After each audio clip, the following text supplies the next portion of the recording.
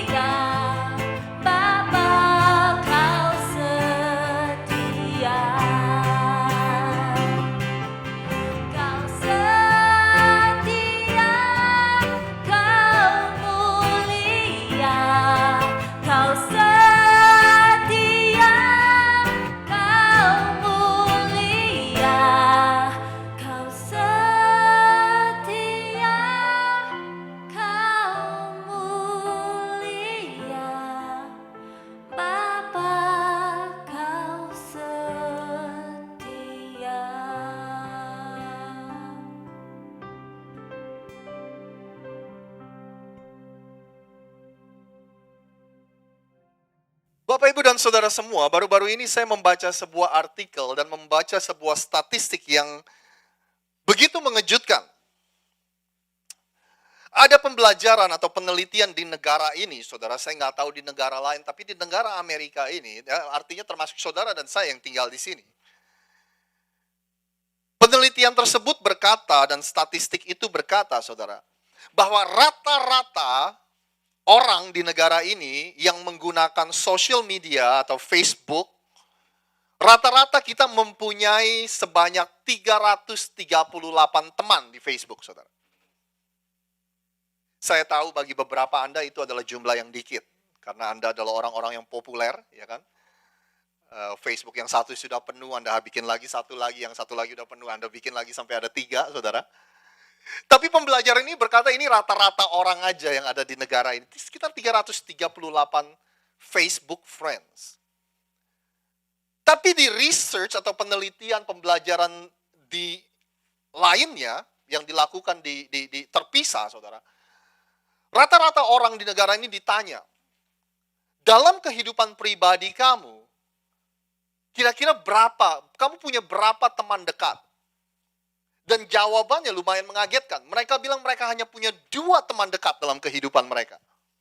Anda bisa melihat gap-nya, Anda bisa melihat dari 300 lebih teman di Facebook, tapi di dalam kehidupan aslinya cuma punya 2 teman dekat. Pembelajaran lainnya juga berkata bahwa 25% dari orang yang tinggal di negara ini, 25% dari populasi mempunyai zero friend, atau tidak mempunyai teman sama sekali. Memang, saudara, kita perlu akui, saudara, di zaman yang sekarang ini, kita dipaksa atau diforsir untuk mendefinisi ulang apa itu artinya teman. Benar gak sih? Kalau dulu setahu kita, saudara, teman itu adalah seseorang yang dekat dengan kita, seseorang yang kita sering ketemu, seseorang yang kita bisa datang ke rumahnya bahkan tanpa memberitahu terlebih dahulu. Anda setuju? Ya, dulu kan teman disebut seperti itu, saudara. Tapi sekarang orang yang kita nggak gitu kenal pun, bahkan orang yang kita nggak pernah ketemu pun, itu disebut dengan teman, saudara. Buktinya Anda di Facebook mempunyai satu section atau satu bagian dalam page Facebook Anda, dikatakan berapa jumlah teman Anda di sana. Bahkan kalau ada yang ingin menjadi teman Anda, mereka cuma klik friends request. Memang dengan adanya teknologi, saudara, kita dipaksa untuk mendefinisi ulang apa itu arti teman yang sebenarnya. Ini pengakuan dosa. Anda boleh mengaku dosa bersama dengan saya, karena saya juga ingin mengaku dosa, saudara. Berapa banyak dari Anda yang nggak ingat ulang tahun teman-teman Anda? Alasan Anda tahu ulang tahun teman-teman Anda karena di Facebook nongol, saudara. Ada yang mau mengaku dosa bersama dengan saya? Ya. Makanya hubungan kita dengan teknologi, ini yang saya sebut dengan di istilah Amerikanya dikatakan seperti ini. Love-hate relationship. Love-hate relationship dengan teknologi, saudara. Atau bahasa Indonesianya, sayang tapi benci, benci tapi sayang, saudara. Ya kan, di satu sisi kita menyadari betapa perlunya dan pentingnya teknologi. 21 tahun yang lalu, ketika saya pertama kali datang ke Amerika sebagai seorang pelajar, saudara, untuk saya telepon kembali ke Indonesia, ke mama saya atau ke papa saya, itu harganya $2,5 per menit. Jadi kalau saya ngomong sama orang tua saya 10 menit, itu $25. Kalau saya ngobrol setengah jam sama mereka, itu harganya $75. Tapi Anda bisa bayangin zaman sekarang, Anda mempunyai banyak aplikasi, banyak program yang gratis, saudara. Kita bisa kontak dengan orang yang hidupnya di belahan dunia yang lain dengan gratis. Makanya saya sebut di satu sisi kita tahu betapa untungnya, betapa bergunanya teknologi ini. Tapi di sisi lain, kalau kita mau mengakui apa yang kita rasakan di dalam hati kita yang terdalam, saudara. Kita tahu bahwa chatting di komputer, SMS-an, email-emailan itu nggak sama manfaatnya dengan ketika kita bertemu muka dengan muka. Anda setuju? Ya. Rasanya tuh nggak sama ketika kita bertatap-tatapan ngumpul seperti ini, saudara. Atau mungkin hari ini yang saya mau bahas adalah rasanya tuh nggak sama dengan kita mempunyai banyak teman di sosial media dengan yang namanya kita mempunyai ini, saudara, komunitas. Makanya hari ini saya ingin berbicara kepada Anda tentang better together Atau bersama itu lebih baik. Subtitlenya The Importance of Community. Pentingnya komunitas dalam kehidupan kita. Kita tahu nggak sama antara punya teman banyak di Facebook, komen-komenan, balas-balasan dengan yang namanya bertemu muka dengan muka, saudara. Makanya hari-hari ini, saudara, kehidupan kita kalau Anda perhatikan menjadi sedikit unusual, sedikit aneh, saudara. Benar gak sih? Kita bosan, tapi kita sibuk. Bisa gak sih, saudara? Kita bosan, kita nggak mempunyai apa-apa, kita nggak punya apa-apa yang harus kita lakukan, tapi kita sibuk. Artinya gini, kita bosan, tapi kita sibuk, saudara. Kita bosan, tapi kita sibuk dengan tangan kita, edit picture, comment, like, dan sebagainya, saudara. Kita bosan, tapi kita jadi hidup kita itu kita komunikasi, interaksi dengan banyak orang, tapi di kehidupan kita nggak punya siapa-siapa, saudara. Gara-gara teknologi semuanya ini jadi memungkinkan, saudara. Kita nggak ada kerjaan, bosan, tapi kita sibuk. Nah, maka hari ini saya pikir pentingnya buat kita untuk membicarakan soal masalah ini, saudara. Anda pernah pikirkan nggak seperti ini? Yesus, saudara, yang adalah Tuhan, turun dari surga, menjelma menjadi manusia. Dan dia datang ke muka bumi ini dengan mempunyai misi dan tujuan. Dia bisa melakukan dan menggenapi semua misinya dengan sendirian. Ya kan, dia Tuhan, saudara. Tuhan bisa melakukan segala sesuatu. Dia bisa keliling, nyembuhin orang sendiri. Dia bisa mengajar sendirian. Dia bisa melakukan segala sesuatu sendirian, saudara. Tapi dia memilih tidak melakukan itu. Tapi dia memilih untuk mengambil 12 orang murid yang terdekat. Sehingga they can do life together. Mereka bisa berjalan kemana-mana sama-sama. Dia melakukan menjalani hidup ini sama-sama. Dan saya rasa salah satu tujuan Yesus melakukan itu, saudara, supaya dia bisa menjadi contoh bagi Anda dan saya untuk bagaimana seharusnya kita menjalani hidup ini. Sekali lagi, saudara, dia yang bisa melakukan seharusnya segala sesuatu sendiri karena dia Tuhan. Tapi dia memilih tidak melakukan itu. Karena dia ingin memberi kepada Anda dan saya contoh bahwa hidup ini harus dijalani, nggak boleh sendirian, tapi dengan yang namanya komunitas, saudara, bersama. Nah, hari ini saya ingin membagikan kepada Anda, ada 3 alasan kenapa Tuhan mau Anda dan saya hidup dalam komunitas. Ada 3 alasan kenapa Tuhan tidak mau Anda dan saya hidup sendirian, saudara. Menyendiri, tertutup, dan sendirian. Ada 3 alasan ketika saya berkata tentang komunitas. Ini artinya gini, saudara. Ini komunitas yang kita tiap hari Minggu ketemu. Terus kita punya komunitas lagi di tengah minggu yang kita sebut dengan life group. Anda di gereja lain mungkin Anda dengar FA kah, Komsel kah, atau apakah. Kelompok kecil, saudara. Kita punya youth, di mana kita bawa youth ini untuk punya komunitas, saudara. Atau mungkin Anda punya teman di mana Anda bertemu secara rutin, bukan sekali-sekali, tapi Anda bertemu secara rutin, ngebahas soal Tuhan, ngebahas soal kehidupan, saudara. Itu yang saya maksud dengan komunitas. Anda nggak sendiri, tapi Anda punya komunitas. Dan ada 3 alasan yang saya ingin bagikan kepada Anda, kenapa Tuhan ingin Anda dan saya hidup dalam komunitas. Yang pertama, saudara, alasan yang pertama adalah ini, supaya Anda dan saya bisa mentaati perintah-perintahnya. Supaya Anda dan saya bisa mentaati perintah-perintah Tuhan. Anda dan saya nggak bisa mentaati perintah Tuhan kalau Anda hidup sendirian dan tidak punya komunitas. Alkitab Anda dibagi menjadi 2, ada perjanjian lama, perjanjian baru, saudara. Tahukah Anda, di dalam perjanjian baru, ada 59 perintah supaya Anda hidup saling, saudara. Saling mendoakan, saling memberi semangat, saling mendukung, saling memikul beban hidup satu dengan yang lain, saling mengampuni. Pertanyaan saya, saudara, yang namanya saling itu bisa gak dipraktekin kalau Anda hidup sendirian?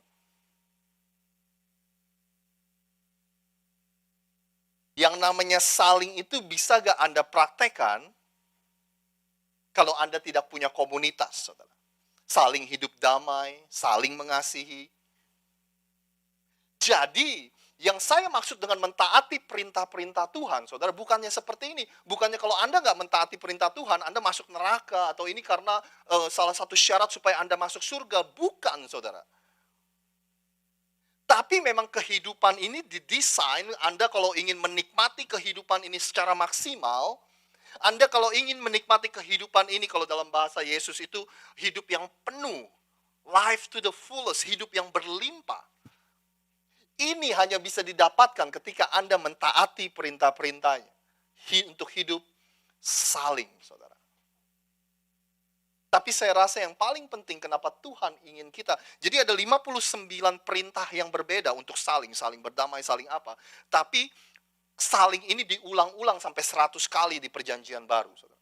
Itulah perintah Tuhan untuk Anda dan saya.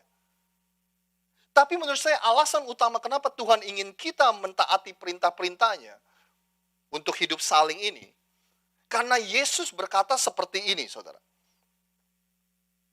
Aku memberikan perintah baru kepada kamu, supaya kamu saling mengasihi. Dia bilang, sama seperti aku telah mengasihi kamu, demikian pula kamu harus saling mengasihi. Inilah kata saling, saudara. Yesus bilang berkata, kita harus saling mengasihi. Jadi standarnya itu apa, Tuhan? Well, Tuhan seperti saya mengasihi kamu, kata Tuhan Yesus. Gimana cara Tuhan Yesus mengasihi kita? Well, dia rela mati untuk kita. Artinya sacrificial love, saudara. Mesti ada pengorbanan. Anda nggak harus mati untuk orang, tapi harus ada sedikit pengorbanan untuk orang lain, untuk Anda hidup saling, saudara. Anda harus berkorban dengan membagi waktu Anda, membagi yang Anda punya. Anda harus berkorban untuk menanggalkan kesombongan kita, pride kita, saudara. Untuk belajar memaafkan, itulah, saudara, yang dimaksud sacrificial love. Lalu berikutnya dikatakan, dengan demikian, kalau Anda mempraktekkan itu, Anda bantu saya deh. Kita baca ini sama-sama. 1, 2, 3. Dengan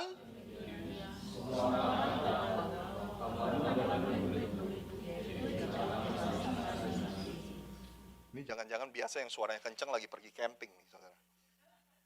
Biasa kalau baca kenceng kok ya. Coba ulang sekali lagi, saudara. 1, 2, 3. Dengan demikian,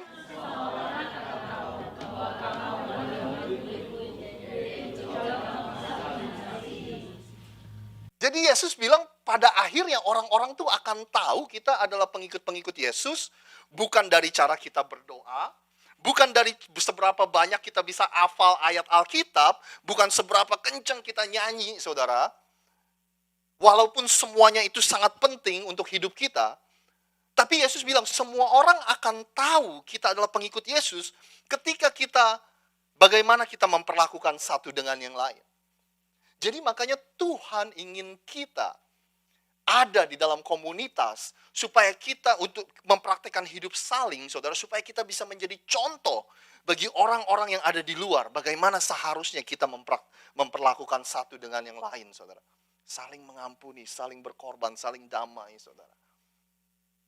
Nih, Anda ikut membayangkan sama saya lah. Kita ngomongin yang ada di sini aja lah, saudara. Berapa orang sih kita? 30, 40 orang yang ada di sini, ya? Ya, nggak usah ngomongin yang ada di luar dari ruangan ini, saudara. Bayangkan kita, ya nggak usah lama-lama lah, saudara, dalam waktu 6 bulan ke depan. Nggak usah selamanya, tapi kita aja nih dalam waktu 6 bulan ke depan, we become really good with this. Kita menjadi sangat baik dalam mempraktekkan saling ini, saudara. Saling berbagi, saling mengampuni, saling berdamai, saling memikul beban. Bayangin, saudara, kalau kita 6 bulan ke depan mempraktekkan ini dengan baik. Apa yang akan dilihat dari orang-orang yang di luar dari sini, saudara? Apa yang akan dilihat dari tetangga Anda ketika mereka memperhatikan bagaimana Anda memperlakukan keluarga Anda? Apa yang akan dilihat oleh teman-teman kerja sekeliling Anda ketika Anda mempraktekkan saling ini di tempat kerja, saudara? Itulah yang pertama. Alasan Tuhan mau kita hidup dalam komunitas, supaya kita bisa mentaati perintah-perintahnya untuk hidup saling. Dan pada akhirnya, kita bisa menjadi contoh bagi orang-orang yang ada di luar sana. Yang percaya katakan amin. Yang kedua, saudara, alasan yang kedua, kenapa Tuhan ingin kita hidup dalam komunitas? Yang kedua adalah ada pertumbuhan dalam komunitas. Growth in community. Artinya ada pertumbuhan-pertumbuhan yang Anda bisa dapatkan secara sendiri, tapi ada pertumbuhan-pertumbuhan yang Anda nggak akan bisa dapatkan kecuali Anda hidup dalam komunitas. Anda bisa bertumbuh secara pengetahuan tentang Tuhan dengan membaca buku, nonton khotbah di YouTube berjam-jam sehari, saudara. Dengan membaca Alkitab berjam-jam sehari, dengan berdoa berjam-jam sehari, Anda bisa bertumbuh dalam pengetahuan Anda tentang Tuhan. Tapi ada bagian-bagian dalam hidup saudara dan saya yang tidak akan bertumbuh kalau Anda menjalani kehidupan kekristenan Anda sendirian. Nanti saya akan jelaskan lebih lagi. Tapi di Ibrani ada tulisan seperti ini. Saya ingin ajak Anda baca deh. Daripada Anda bengong atau ngantuk. Oke? 1, 2, 3. Dan marilah kita saling memperhatikan supaya kita saling mendorong dalam kasih dan dalam pekerjaan baik. Berikutnya. 1, 2, 3. Janganlah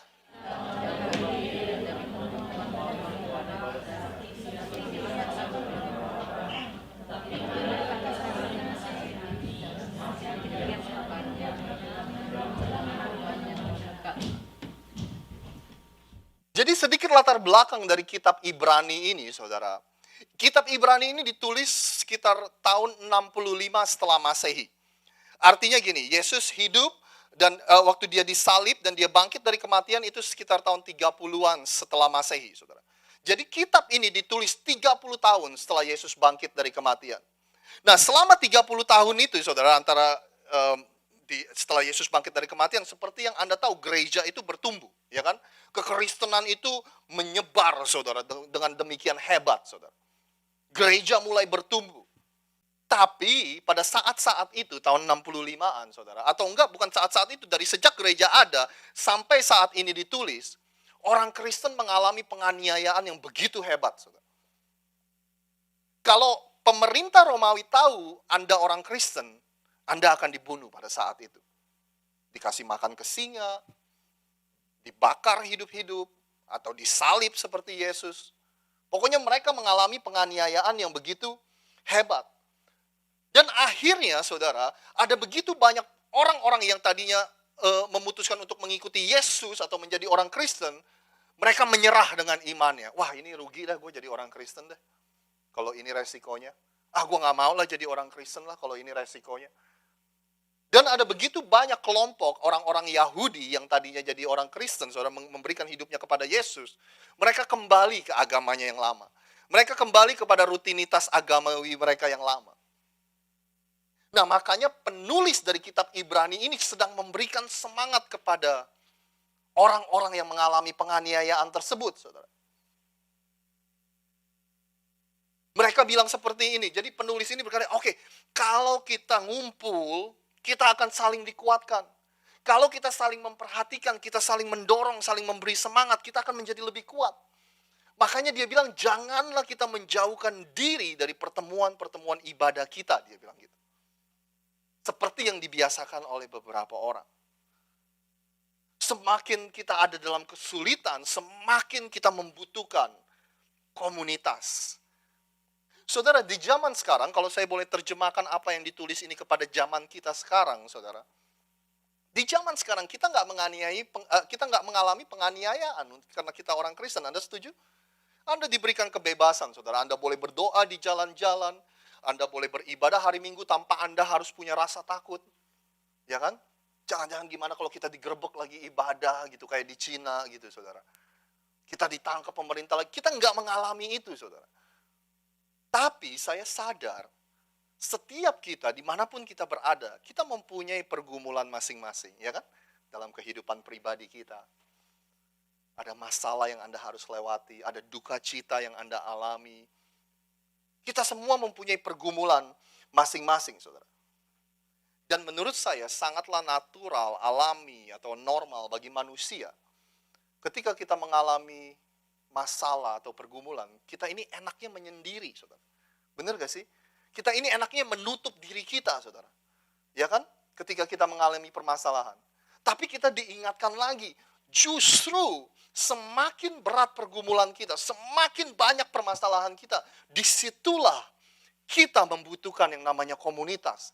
Disitulah kita justru nggak boleh menyendiri dan nggak boleh menutup diri. Justru kita harus datang ke dalam komunitas supaya sekali lagi kita dikuatkan, kita didoakan, kita diberi semangat, kita boleh membagi beban hidup ini dengan orang lain, saudara. Jadi disinilah maksud saya, saudara, ada pertumbuhan-pertumbuhan yang kita bisa dapatkan sendirian, tapi ada pertumbuhan-pertumbuhan yang hanya bisa terjadi dalam komunitas. Bayangkan kalau saya boleh ulangi, saudara, Anda boleh berdoa, Anda boleh nonton khotbah berjam-jam setiap hari, Anda boleh baca buku, baca Alkitab, saudara. Tapi kalau Anda nggak mempunyai orang lain, bagaimana Anda mempraktekkan semuanya itu? Misalnya Anda nonton di YouTube berjam-jam tentang saling mengampuni, saling mengasihi.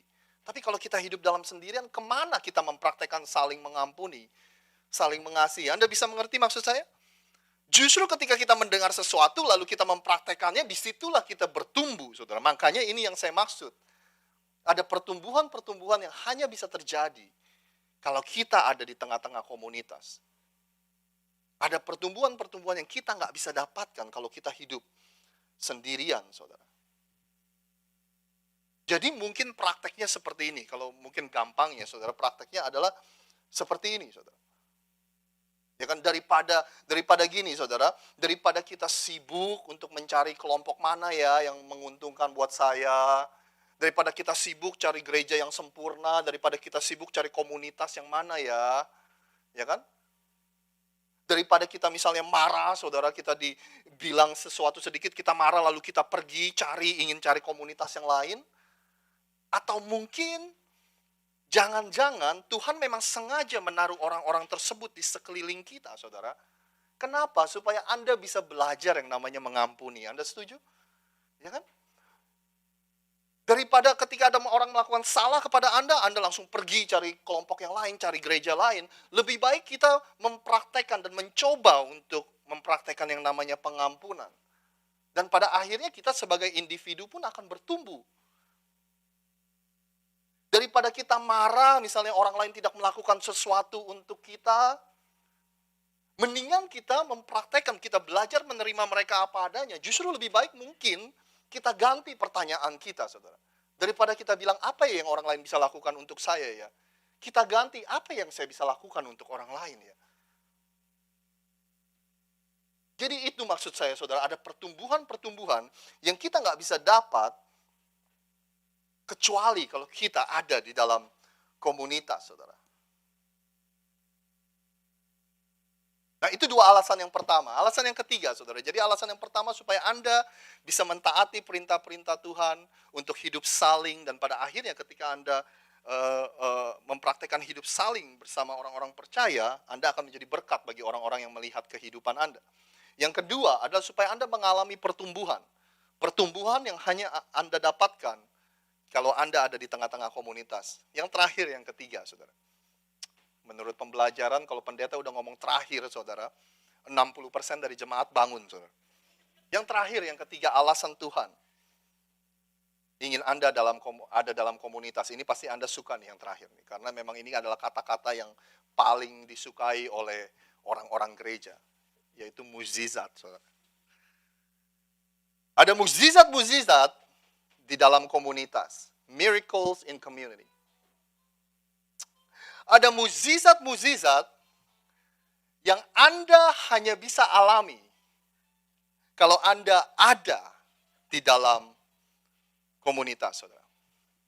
Suatu hari Yesus sedang mengajar kepada orang banyak. Diperkirakan ada 5.000 laki-laki dan total ada sekitar 20.000 orang yang mendengar Yesus mengajar, saudara.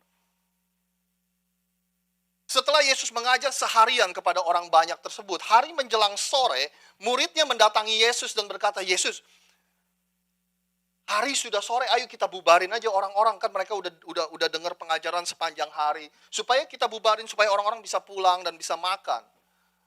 Yesus bilang gini kepada murid-muridnya, sebelum kita bubarin orang, kamu kasih makan dong, dia bilang. Murid-muridnya bilang, makanan dari mana orang segitu banyak? Dan ketika mereka coba cari, mereka akhirnya cuma ketemu sama 5 roti dan 2 ikan, saudara. Gimana kita mau kasih makan 20.000 orang dengan 5 roti dan 2 ikan? Akhirnya seperti yang Anda ketahui, Anda yang pernah dengar ceritanya atau baca ceritanya, Yesus membuat mukjizat dengan sedemikian rupa sehingga setiap orang bisa kenyang, saudara. Dan ketika mereka menemukan 5 roti dan 2 ikan ini, murid-muridnya siap-siap untuk membagikan kepada orang banyak tersebut. Ada satu kata, kalau Anda, ada satu kalimat, kalau Anda tidak membaca Alkitab dengan hati-hati, Anda pasti akan kelewatan. Sebelum murid-muridnya mendistribusikan 5 roti dan 2 ikan itu, Yesus bilang seperti ini, saudara. Lalu ia menyuruh orang-orang itu supaya semua duduk di mana, saudara? Berkelompok-kelompok di atas rumput hijau. They experience miracles in groups. Mereka mengalami yang namanya mukjizat ketika mereka duduk di dalam lingkaran mereka, saudara. Ini menggambarkan komunitas, saudara. Anda dan saya bisa mengalami mukjizat-mukjizat tertentu kalau Anda ada yang namanya komunitas. Kalau Anda ada di dalam komunitas, saudara. Ada mukjizat-mukjizat. Terutama mukjizat kesembuhan, saudara. Mukjizat kelepasan. Sembuh dari sakit penyakit, sembuh dari depresi, sembuh dari stres, saudara. Sembuh dari patah hati, saudara. Ada kesembuhan yang Anda, ada mukjizat kesembuhan yang Anda dan saya nggak bisa dapati. Kecuali kalau Anda hidup di dalam komunitas. Anda nggak percaya, saya bacakan buktinya, saudara. Karena itu hendaklah kamu saling mengaku dosamu dan saling mendoakan. Supaya apa, saudara? Supaya kamu sembuh. Doa orang yang benar bila dengan yakin didoakan, sangat besar kuasanya.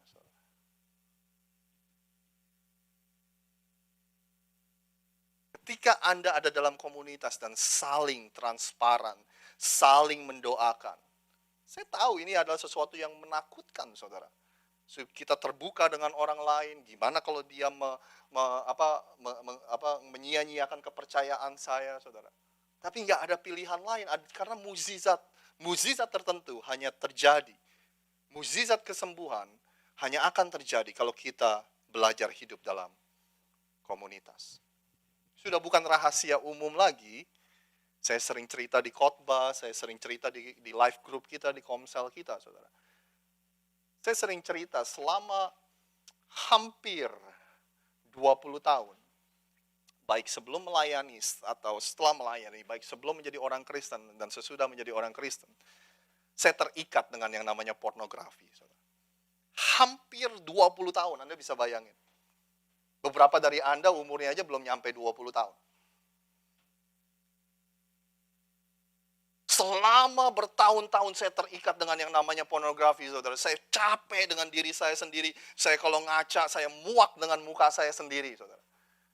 Apalagi setelah saya mulai melayani, saya setiap kali ngaca, saya sangat muak dengan muka saya sendiri. Tapi Tuhan tidak pernah menyerah dalam kehidupan saya. Dan yang saya bersyukur, Tuhan menempatkan orang-orang di sekeliling saya. Dan ketika saya mulai berani mengakui keterikatan saya, penyakit saya, saudara. Orang-orang sekitar saya mulai mendoakan saya, mulai mendukung saya, mulai membawa hidup saya dalam doa, saudara. Dan Tuhan memberikan kelepasan berkat doa-doa mereka, saudara. Sekarang karena banyak orang yang tahu cerita saya, terutama laki-laki, saudara, mereka sering tanya sama saya. Mereka sering terbuka sama saya, karena saya terbuka duluan mungkin, saudara. Gimana nih? Dia bilang gitu. Gimana kalau saya juga terikat? Dan saya selalu bilang sama mereka, saudara. Kalau kamu berdoa minta ampun sama Tuhan 1000 kali, 1001 kali Tuhan akan mengampuni kamu. Ya. Kamu minta ampun, minta maaf sama Tuhan, ngaku dosa 1000 kali, Tuhan akan maafin 1001 kali. Tapi yang saya selalu tanyakan kepada mereka, saudara, ini saudara, kamu mau gak sembuh? Kamu capek gak hidup kayak begini terus? Kalau dulu saya sih capek, saudara. Kamu mau gak sembuh? Kalau kamu benar-benar serius mau sembuh, kamu harus cari orang. Kamu harus cari komunitas di mana kamu berani untuk transparan. Kamu harus cari komunitas yang mereka akan membawa kamu dalam doa, yang mereka akan support supaya kamu sembuh. Karena sekali lagi, ada mukjizat-mukjizat kesembuhan yang Anda nggak akan, dan Anda dan saya nggak akan bisa dapatkan kecuali Anda memutuskan untuk hidup di dalam komunitas. 3 alasan kenapa Tuhan ingin kita ada dalam komunikasi. Yang pertama, supaya kita mentaati perintah-perintahnya untuk hidup saling sehingga kita bisa menjadi contoh bagi orang di luar sana. Yang kedua, supaya Anda mengalami pertumbuhan-pertumbuhan yang Anda hanya bisa dapatkan kalau Anda ada dalam komunitas. Yang ketiga, supaya Anda mengalami mukjizat-mukjizat yang Anda hanya bisa dapatkan kalau Anda ada dalam komunitas. Pak Haji boleh bantu keyboard? Saya ingin tutup dengan cerita ini, saudara. Di akhir tahun yang lalu, beberapa dari Anda tahu bahwa ada salah satu pengurus kita, namanya Daniel dan Monica, pada bulan Desember kemarin, mereka menikah, saudara. Dan setelah mereka menikah, mereka keluar, ya, yang tadinya mereka tinggal sama orang tua mereka akhirnya keluar kan, dari rumah mereka, dari orang tua mereka, dan mereka cari tempat baru. Waktu mereka pindah, saudara, mereka mendapatkan sebuah tempat, satu gedung gitu, rumah, tapi mereka tinggal di lantai 1. Ternyata waktu mereka baru pindah, saudara, ada seseorang di lantai 2, dan Daniel dan Monica ini mulai berkenalan dengan tetangga mereka yang hidup di lantai 2. Pasti Anda udah pernah melihat mukanya, karena dia sempat ke gereja ini dan bahkan sempat membantu melayani juga. Namanya Jose, saudara. Jose yang badannya besar itu. Ya, beberapa dari Anda masih ingat ya? Yang kalau di foto itu ya badannya yang paling besar lah, Jose lah. Orang Kuba kalau nggak salah, Cuban, if I'm not, Dominican Republic or Cuban, something like that. Daniel dan Monica mulai berkenalan sama Jose, terus nggak lama kemudian diundang datang ke gereja, dan setelah itu kita ajak untuk melayani, dia main musik, dia main ketipungnya Kuba, saudara, ya kan? Terus beberapa lama kemudian pekerjaannya mulai sibuk. Dia sudah jarang datang ke gereja, bahkan dia pernah dikirim ke Meksiko kerja 1 bulan, saudara. Dan singkat cerita, sekitar 2 bulan lalu, 3 bulan lalu, dia akhirnya pindah, keluar dari kota Philadelphia for good. Pindah secara permanen. Beberapa dari Anda sering melihat dia di sini, awal-awal ya kan, terus akhir-akhir mulai jarang. Tapi saya bersyukur, saudara. Di tengah kesibukannya bekerja, terutama ketika hari Minggu dia nggak bisa datang, saudara. Ada sekelompok orang, yang Anda lihat di sebelah kiri sana, ada sekelompok orang yang memutuskan untuk berkumpul setiap hari Rabu di rumah Daniel, dan mengadakan yang namanya life group. Jadi walaupun Jose ini tidak datang hari Minggu ke gereja, tapi Rabu dia sangat sering datang ke dalam life group tersebut yang dipimpin oleh Daniel, teman-teman Ella, Hansel, dan sebagainya. Saya bersyukur ada sekelompok orang yang nggak berkata seperti ini. Itu tugasnya Pastor Rosid. Saya bersyukur ada sekelompok orang yang memutuskan, no. Kita akan berkumpul aja, Pastor Rosid nggak bisa, Pastor Rosid punya life group lain, ya udah kita berkumpul. Nah, sebelum Jose ini pulang, saudara, saya nggak mempunyai banyak kesempatan untuk menghabiskan waktu sama si Jose ini. Sekali sih yang saya pergi keluar bareng, yaitu waktu kita nonton basket, saudara, di foto yang sebelah kanan tersebut. Di waktu yang singkat, saya sempat cerita sama dia. Saya sempat tanya, dan dia sempat cerita sama saya. Kenapa sih alasannya kamu pindah ke kota Philadelphia? Karena dia bukan dari sini, saudara. Lalu dia cerita sedikit. Dia pindah ke kota Philadelphia ini bareng sama pacarnya. Tapi hanya dalam waktu singkat, waktu mereka pindah bareng ke kota ini, the relationship didn't work out. Hubungannya tidak ini, mereka memutuskan untuk pisah. Dan Jose ini cerita, ketika kita putus, Wah, hidup saya sangat sulit. Hati saya sangat hancur, saya benar-benar nggak tahu mesti gimana lagi. Tapi di saat-saat, di salah satu saat-saat yang paling sulit dalam kehidupan Hosea, saudara, ada sekelompok orang yang memperhatikan kehidupannya. Ada sekelompok orang yang me-welcome dia untuk datang ke dalam komunitas mereka. Di foto sebelah kiri itu, bagi Anda yang hafal, kalau Anda sampai tahu itu tempat apa, berarti Anda sering ke sana. Itu adalah buffet, saudara. Di Oregon sama 3. Jadi itu adalah malam terakhir sebelum Hosea pergi pindah keluar dari kota Philadelphia. Komunitas itu mengajak dia keluar makan, ditraktir di buffet. Saudara. Saya nggak tahu ditraktir apa enggak, tapi anyway diajak makan ke sana. Dan setelah mereka ngajak makan, mereka foto bareng, mereka punya WhatsApp live group sendiri. Setelah mereka masing-masing pulang, saya ingin tunjukkan apa yang Hosea katakan di live group itu. Saya nggak ada di dalam grup WA itu, saudara. Tapi teman-teman mengirimkannya ke saya. Inilah yang dikatakannya. Ada gak saya ini? Jose Santana bilang di live group, di WhatsApp live group itu. I'm going to miss you guys. Saya akan sangat kangen sekali dengan kalian. Thank you so much for the card. It means a lot. Teman-temannya ini nulisin kartu, saudara, perpisahan. Ini kalimat favorit saya, saudara. I was a stranger. You guys welcome me with open arms. I will miss Square One Church. Saya orang asing. Saya nggak kenal siapa-siapa. Tapi kalian membuka tangan kalian dan mengundang saya ke dalam komunitas kalian. Saya ingin tanya sama Anda. Bayangin saudara, kalau setiap dari kita mengambil tanggung jawab untuk menciptakan sebuah komunitas, berapa banyak cerita yang seperti ini yang Anda akan dengar dalam waktu singkat ke depan, saudara?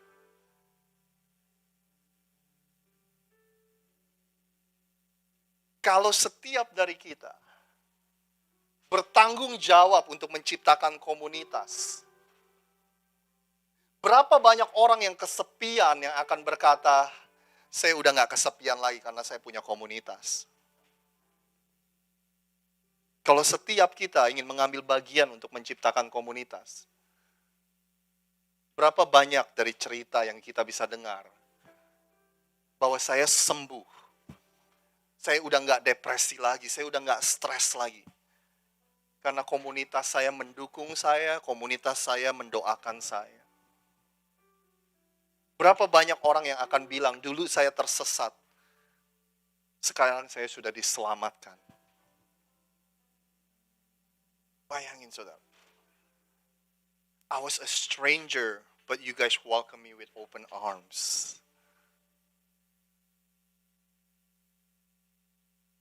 Jadi ini mungkin hal yang Anda bisa lakukan. Kalau Anda beruntung, Anda diberkati, Anda punya banyak teman-teman di sekeliling, bukalah pintu untuk me-welcome 1 atau 2 orang lagi dalam komunitas Anda. Kalau Anda sendirian, saudara, ambillah langkah inisiatif untuk mencari komunitas di mana Anda bisa menjadi bagiannya. You guys welcome me with open arms. Inilah cerita yang kita ingin dengar, saudara. Saya berdoa dan saya berharap akan ada banyak cerita-cerita yang seperti ini yang saya bisa ceritakan dalam firman Tuhan, dalam khotbah, dalam kesaksian, saudara. Mari sama-sama kita mengambil bagian. Mari sama-sama kita menjadi sekelompok orang itu, saudara. Yang tidak berkata, ayo kita tunggu aja Pastor Rosid. Kita mau berdoa untuk orang, kita tunggu Pastor Rosid sampai dia sempat. Kita mau bikin live group, kita cari harinya yang dia sempat yang mana, ayo kita bikin lagi, saudara. Kalau begitu nggak jalan-jalan, saudara. Untung ada sekelompok orang yang tidak menunggu supaya Pastor Rosid sempat. Dan akhirnya cerita ini saya bisa ceritakan kepada Anda. Mari, jangan lagi kita hidup sendirian. Carilah komunitas, bukalah pintu dalam kehidupan Anda supaya ada orang lain bisa menjadi bagian dalam kehidupan Anda. Sama-sama kita katakan, saudara. Amin.